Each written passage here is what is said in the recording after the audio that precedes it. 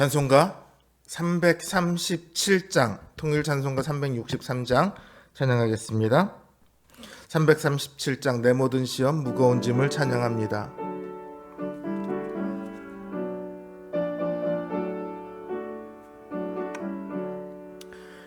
내 모든 시험 무거운 짐을 주 예수 앞에 아뢰이면 근심에 쌓인 날 돌아보사 내 근심 모두 맡으시네. 무거운 짐을 나 홀로 지고 견디다 못해 쓰러질 때 불쌍히 여겨 구원해 주리 은혜의 주님 오직 예수. 내 모든 괴로움 환난 주 예수 앞에 아뢰이면 주께서 친히 날 구해 주사 넓으신 사랑 베푸시네. 무거운 짐을 나 홀로 지고 견디다 못해 쓰러질 때 불쌍히 여겨 구원해 주리 은혜의 주님 오직 예수. 내 짐이 점점 무거워질 때 주 예수 앞에 아뢰이면 주께서 친히 날 구해 주사 내 대신 짐을 져주시네. 무거운 짐을 나 홀로 지고 견디다 못해 쓰러질 때 불쌍히 여겨 구원해 주리 은혜의 주님 오직 예수. 마음의 시험 무서운 죄를 주 예수 앞에 아뢰이면 예수는 나의 능력이 되사 세상을 이길 힘주시네. 무거운 짐을 나 홀로 지고 견디다 못해 쓰러질 때 불쌍히 여겨 구원해 주리 은혜의 주님 오직 예수. 342장 통일찬송가 395장 찬양합니다. 342장 너 시험을 당해 찬양합니다.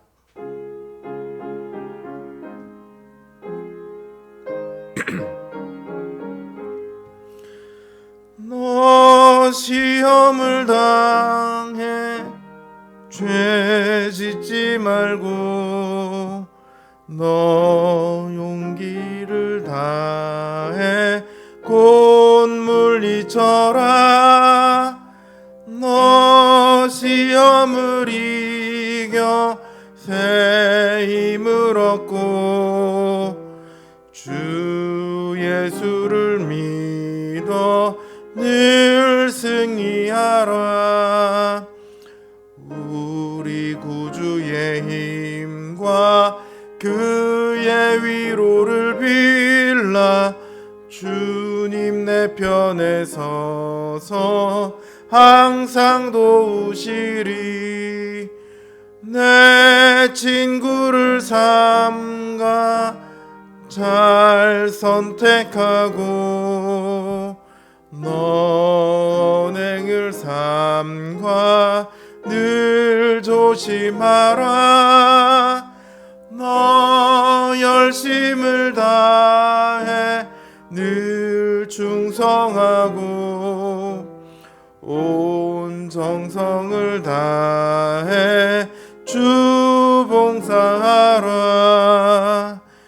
우리 구주의 힘과 그의 위로를 빌라 주님 내 편에 서서 항상 도우시리.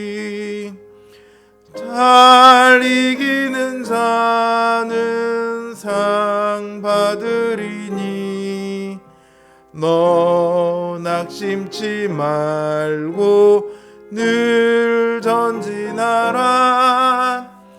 내 구세주 예수 힘 주시리니 주 예수를 믿어 늘 승리하라. 우리 구주의 힘과 그의 위로를 빌라 주님 내 편에 서서 항상 도우시리. 기도하겠습니다.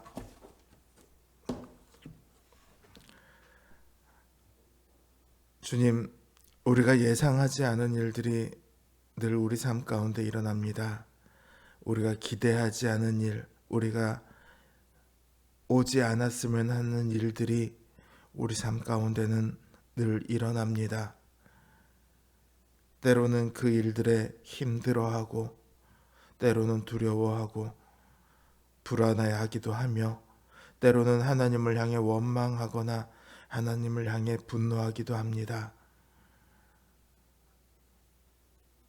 이 일들이 우리에게 사라질 수 없는 일임을 알고 있습니다. 주님, 바라기는 이 가운데 우리가 믿음으로 이겨내기를 바랍니다. 그 모든 어려움들을 통해 우리가 더욱 주님께로 가까이 가며 우리의 뜻이 주님의 뜻에 가까워지며 우리의 성품이 주님의 성품에 가까워지게 되기를 바랍니다. 이 세상과 구별되어 살라는 그 주님의 뜻을, 오직 주님만 의지하라는 그 주님의 계획을 하나님, 우리가 기쁘게 받아들일 수 있도록 주님, 우리의 믿음을 더욱 굳건하게 하여 주시옵소서. 지금 있는 일들 우리 홀로 감당하기 어려울 때 우리가 주님께 구하기만 하면 언제든지 주님께서 도우신다는 것을 우리는 믿습니다. 주님 앞에 그 믿음을 들고 나아왔사오니 주님, 이 시간 우리와 함께 하시고 우리의 기도에 귀 기울여 주시고 응답하여 주시옵소서. 예수님의 이름으로 기도드립니다. 아멘. 오늘 말씀 열왕기하 4장 18절에서 37절 말씀입니다. 열왕기하 4장 18절에서 37절 말씀입니다. 제 성경 기준으로 구약성경 566면에 있습니다. 열왕기하 4장 18절에서 37절 말씀 제가 받들어 읽겠습니다. 그 아이가 자라매 하루는 추수꾼들에게 나가서 그의 아버지에게 이르렀더니 그의 아버지에게 이르되 내 머리야 내 머리야 하는지라. 그의 아버지가 사환에게 말하여 그의 어머니에게로 데려가라 하매 곧 어머니에게로 데려갔더니 낮까지 어머니의 무릎에 앉아 있다가 죽은지라. 그의 어머니가 올라가서 아들을 하나님의 사람의 침상 위에 두고 문을 닫고 나와 그 남편을 불러 이르되 청하건대 사환 한 명과 나귀 한 마리를 내게로 보내소서. 내가 하나님의 사람에게 달려갔다가 돌아오리이다 하니 그 남편이 이르되 초하루도 아니요 안식일도 아니거늘 그대가 오늘 어찌하여 그에게 나아가고자 하느냐 하는지라. 여인이 이르되 평안을 비나이다 하니라. 이에 나귀의 안장을 지우고 자기 사환에게 이르되 몰고 가라. 내가 말하지 아니하거든 나를 위하여 달려가기를 멈추지 말라 하고 드디어 갈멜산으로 가서 하나님의 사람에게로 나아가니라. 하나님의 사람이 멀리서 그를 보고 자기 사환 게하시에게 이르되 저기 수넴 여인이 있도다. 너는 달려가서 그를 맞아 이르기를 너는 평안하냐 내 남편이 평안하냐 아이가 평안하냐 하라 하였더니 여인이 대답하되 평안하다 하고 산에 이르러 하나님의 사람에게 나아가서 그 발을 아는지라. 게하시가 가까이 와서 그를 물리치고자 하매 하나님의 사람이 이르되 가만두라. 그의 영혼이 괴로워하지만은 여호와께서 내게 숨기시고 이르지 아니하셨도다 하니라. 여인이 이르되 내가 내 주께 아들을 구하더이까 나를 속이지 말라고 내가 말하지 아니하더이까 하니 엘리사가 게하시에게 이르되 내 허리를 묶고 내 지팡이를 손에 들고 가라. 사람을 만나가던 인사하지 말며 사람이 내게 인사할지라도 대답하지 말며 내 지팡이를 그 아이 얼굴에 놓으라 하는지라. 아이의 어머니가 이르되 여호와께서 살아계심과 당신의 영혼이 살아계심을 두고 맹세하노니 내가 당신을 떠나지 아니하리이다. 엘리사가 이에 일어나 여인을 따라가니라. 게하시가 그들보다 앞서가서 지팡이를 그 아이의 얼굴에 놓았으나 소리도 없고 듣지도 아니하는지라. 돌아와서 엘리사를 맞아 그에게 말하여 아이가 깨지 아니하였나이다 하니라. 엘리사가 집에 들어가 보니 아이가 죽었는데 자기의 침상에 눕혔는지라. 들어가서는 문을 닫으니 두 사람뿐이라. 엘리사가 여호와께 기도하고 아이 위에 올라 엎드려 자기 입을 그의 입에 자기 눈을 그의 눈에 자기 손을 그의 손에 대고 그의 몸에 엎드리니 아이의 살이 차차 따뜻하더라.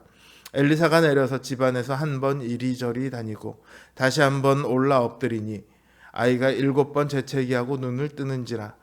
엘리사가 게하시를 불러 저 수넴 여인을 불러오라 하니 곧 부름에 여인이 들어가니 엘리사가 이르되 내 아들을 데리고 가라 하니라. 여인이 들어가서 엘리사의 발 앞에서 땅에 엎드려 절하고 아들을 안고 나가니라. 아멘.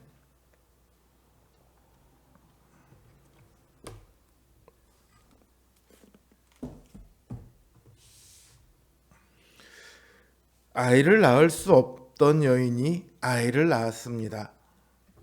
이 아이에 대해 18세기의 위대한 신학자였던 매튜 헨리가 다음과 같이 말합니다. 우리는 이 아들이 태어난 후 선지자가 그 선한 수넴 여인에게 2배로 환영을 받았다고 생각할 수 있습니다.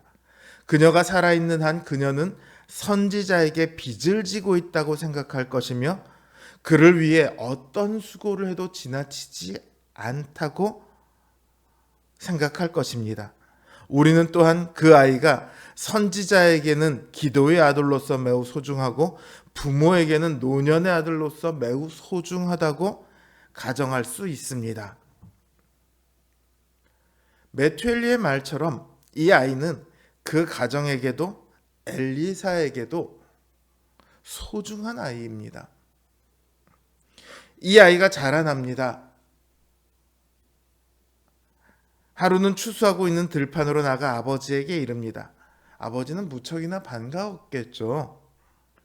그런데 이 아이가 머리 아파 이러는 거예요. 그러니까 아버지가 사환을 시켜서 어머니에게로 데려가라고 합니다. 어머니는 아이를 무릎에 앉혀놓고 있었는데 그렇게 한참을 있다가 아이가 그만 죽어버립니다. 아이의 아버지는 아이가 죽으리라고는 생각지도 못했을 겁니다. 만약 아이의 생명이 위급할 정도로 아팠다는 것을 알았다면 사환이 아니라 자신이 직접 아이를 안고 집으로 헐레벌떡 뛰어와서 자기가 할 수 있는 모든 것을 다 했을 겁니다. 또 이 어머니 역시도 아이가 죽으리라고는 상상하지 못했을 겁니다. 알았더라면 무릎에 앉혀놓고 있지는 않았겠죠. 죽음은 어떤 경우는 그 끔찍한 접근을 예고하기도 하지만 이처럼 아무런 경고도 없이 들이닥치는 경우가 있습니다. 이거는 불신자들에게만 그런 것이 아니라 하나님의 백성에게도 마찬가지입니다. 신앙생활을 하다 보면 주님께서 일하시는 방식이 굉장히 이상하다 생각이 들 때가 한두 번이 아닙니다. 절망 속에 있는데 갑자기 소망이 생기기도 하고요. 포기할까 하는데 문제가 해결되기도 합니다. 또 반대로 희망이 갑자기 꺾이거나 평탄하던 일들이 엉망진창이 되거나 어떤 경우는 사랑하는 사람을 잃기도 합니다. 지금 이 여인에게 생긴 일도 설명이 안 됩니다. 이 아이는요, 그 여인의 믿음에 대한 하나님의 선물로 주신 거예요. 이 여인이 먼저 아이를 구한 게 아니죠. 하나님이 직접 허락하신 언약의 복입니다. 그게 이 아이예요.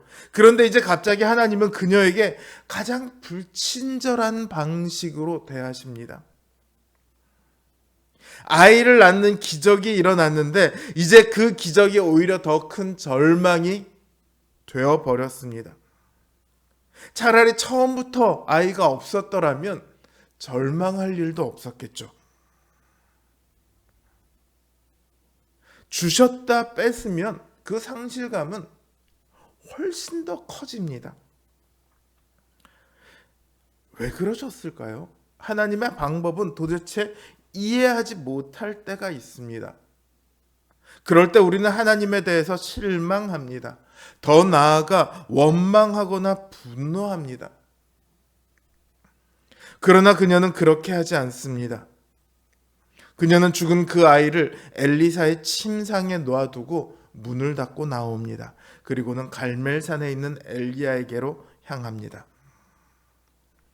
엘리야가 멀리서 이 여인이 오는 것을 보았습니다. 게하시에게 이르기를 그녀에게 가서 너는 평안하냐, 남편은 평안하냐, 아이가 평안하냐 물으라고 합니다. 그 질문에 그녀는 평안하다고 답을 합니다. 이상하죠? 저 같으면 평안하지 않습니다. 당신이 주신 아이가 죽었습니다. 빨리 가서 어떻게 좀 해주세요. 할 것 같은데 그녀는 평안하다고 답을 합니다. 왜 그녀가 이렇게 답했는지를 알기 위해서는 그녀가 하는 행동을 봐야 합니다. 그녀는 선지자가 아들을 회복시켜 줄 것이라는 믿음을 가지고 있었습니다. 없는 데서 주신 아들이잖아요. 그러니까 죽더라도 다시 살려주실 것을 그녀는 믿었습니다. 그래서 그녀는 아이가 죽었음에도 장례를 준비하지 않고 남편에게 알리지 않고 대신에 엘리사의 침대에 눕혀놓고는 선지자를 찾았던 거예요. 아이가 죽은 것을 알게 된 엘리사가 게하시에게 자신의 지팡이를 가지고 가서 아이 얼굴에 놓으라고 합니다. 그러나 그녀는 자신이 엘리사를 떠나지 않겠노라고 맹세를 합니다. 엘리사님께서 저와 같이 가실 때까지 저는 당신을 떠나지 않겠습니다. 저는 당신을 모시고 아이에게로 가고야 말겠습니다. 엘리사는 게하시를 보냈음에도 이 여인과 함께 그녀의 집으로 향합니다. 게하시가 엘리사보다 먼저 가서 지팡이를 아이의 얼굴에 놓았지만 아무런 일도 일어나지 않았습니다. 엘리사가 그 집에 들어가 여호와께 기도하고 아이 위에 올라 엎드려 자기 입을 그의 입에, 자기 눈을 그의 눈에, 자기 손을 그의 손에 대고 그의 몸에 엎드리니 아이의 살이 차차 따뜻해지기 시작했습니다. 잠시 후 다시 한번 그렇게 하자 아이가 살아나서 재채기를 하고 눈을 뜹니다. 아이가 살아났다는 소식을 들은 이 여인은 엘리사의 발 앞에서 땅에 절하고 비로소 아들을 안고 나갑니다. 평안하다고 했던 그녀의 말처럼 이제 모든 것이 다 평안해졌습니다. 여기에서 보이는 그녀의 믿음은 놀랍습니다. 성경의 역사를 다 뒤져봐도 그녀만한 믿음을 가진 사람은 많지 않을 것입니다. 이러한 그녀의 믿음은 아브라함의 믿음과 너무도 닮아 있습니다. 아브라함이 이삭을 드린 것을 두고 성경은 하나님께서 죽은 이삭을 다시 살리실 것을 믿었다. 그래서 이삭을 드릴 수 있었다라고 증거하고 있습니다. 지금 그녀의 믿음이 꼭 이 아브라함의 믿음을 닮아 있습니다. 성경은 아브라함의 후손을 혈통을 따라 후손이라고 부르지 않습니다. 믿음을 따라 후손이라고 부릅니다. 그런 점에서 그녀는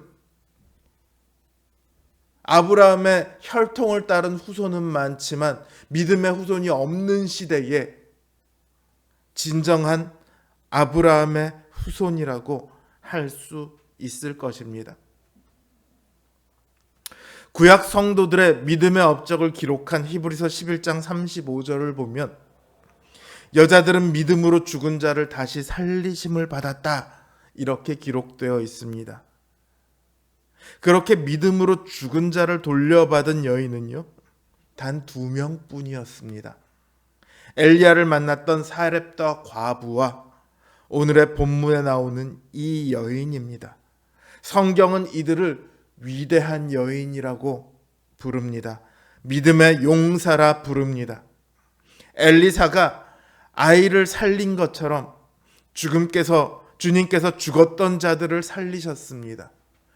아이의 얼굴에 자신의 얼굴을 맞대고, 아이의 입에 자신의 입을 맞대고, 아이의 눈에 자신의 눈을 맞추고, 아이의 손에 자신의 손을 맞대고, 이것은 엘리사의 생명이 그 아이에게로 넘겨가는 것을 의미합니다. 주님께서는 자신의 생명을 우리에게 넘겨주셨습니다. 그리고 죽어있던 우리의 사망을 대신해서 가져가셨죠. 그렇게 주님께서 살리신 사람들이 바로 우리입니다. 그러니 주님께서는 다시금 우리를 버리시거나 죽이시지 않으실 것입니다. 때로 하나님의 일하심이 이해할 수 없고 고통스러울지라도 그 끝은 언제나 평안합니다. 하나님의 일하심이 때로 우리를 실망시키실지라도 하나님의 약속은 결코 우리를 속이지 않습니다. 또 앞으로도 속이지 않을 것입니다. 그러니 두려워 마십시오. 원망하거나 분노하지 마십시오. 우리 삶 가운데 이후로도 이해할 수 없는 일들은 계속해서 일어날 겁니다. 당장 어제 저녁에 계엄이 선포되리라고 누가 알았겠습니까? 2시간 반 만에 그 계엄이 해제되리라고 누가 알았겠습니까? 상상할 수 없는 일들이 어젯밤 불과 몇 시간 만에 일어났습니다. 우리의 삶 가운데 이해할 수 없고 상상해 본 적 없는 일들이 얼마든지 일어날 수 있습니다. 그러나 이해할 수 없는 그것을 믿는 믿음이야말로 믿음의 참 모습입니다. 낙담과 어려움을 이겨내지 못하는 믿음은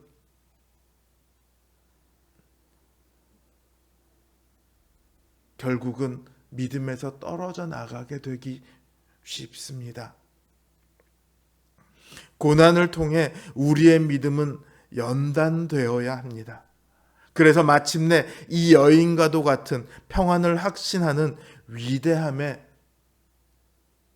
도달해야 합니다. 그게 오늘 우리에게 이해할 수 없는 일들을 주시는 목적입니다. 비록 성경에 기록되지는 않을지라도 하나님께서 인정하실 만한 그 믿음의 위대한 용사들의 한 분도 빠짐없이 다다르게 되기를 우리 주님의 이름으로 간곡히 기원합니다. 오늘 기도할 때에 각자의 기도 제목과 또한 주신 말씀을 놓고 기도하시는 외에 나라를 위해 기도해 주시길 바랍니다. 이제 전국이 소용돌이 치고 있습니다. 마치 요나가 경랑 속에 격한 파도가 있는 바다에 던져진 것처럼 대한민국이, 그리고 대한민국에 있는 모든 교회가 그 격한 바다에 던져졌습니다. 하나님을 바라고 하나님께서 교회를 보호하시고 교회가 진정한 하나님의 뜻을 깨닫게 하시고 또한 이 땅에 평안이 올 수 있도록 교회와 이 나라를 위해서 기도해 주시기 바랍니다. 기도합니다.